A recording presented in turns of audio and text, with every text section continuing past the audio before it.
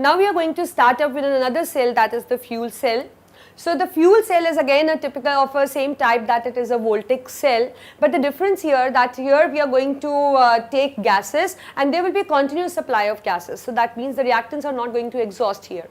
So what kind of like structure we have? We have a compartment in which we have, we have a, you can say container in which we have got a compartments. Compartments are made up of graphite and they are porous and they are going to act as electrode.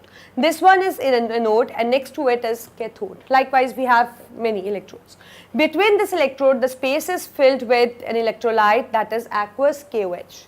We also have an outlet pipe here for water because often you can say randomly the water is forming, so we need an outlet from where we can remove the water. So we have an outlet pipe here. Here we have an inlet pipe. From anode chamber we are going to add hydrogen, and from this side we are going to add oxygen. So let's say what kind of reaction are going to take place.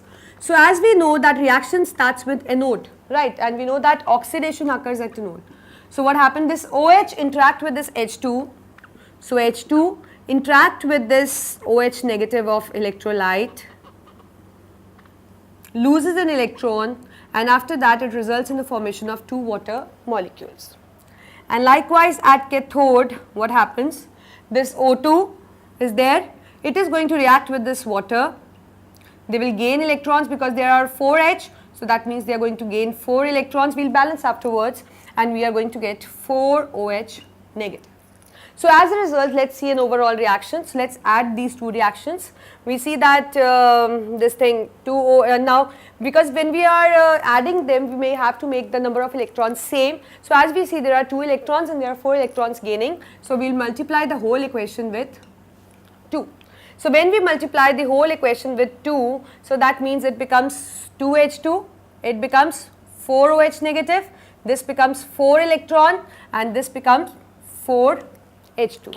I'll remove this, right. So now just we'll write and we'll add them and we'll get an overall reaction. We are going to cancel the same terms. So as this is 4OH, this is 4OH, so they cancelled out, and similarly we have 2H2O and 4H2O, so that means this H2 is cancelled and this is left only as 2. So what is the overall reaction? It is 2H2 plus O2 gives us 2H2. So this kind of reaction is going to take up in the fuel cell. I think you got it. And you know that what is the advantage of using this fuel cell? It is eco-friendly, this continuous supply of gases, so it is a continuous source of energy, and although it has the high efficiency, and we can denote its efficiency with eta. We denote this efficiency with, this is called as eta, which is given by G over delta H into. So this is how you are going to explain the fuel cell.